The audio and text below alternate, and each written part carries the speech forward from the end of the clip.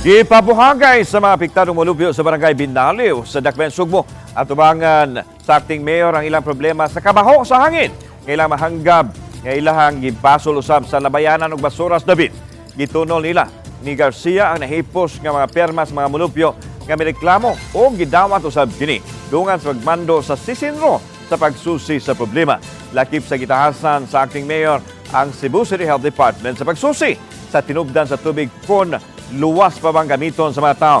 Giklaro ni Acting Mayor Garcia nga hatagan o kaygayunan ang gireklamong labayanan ug basura sa pagtubag sanglit kumplito matod pa kinis papilis. Apan kung masuta nga dunay kanapasan manubag usab kinis balaod. Mahangyo ko ni Mayor nga tabangan mi ni ani among problema nga maundang ng baho diha. So I will authorize him now to make the investigation and within a period of 3 days to submit to me the report. And you are able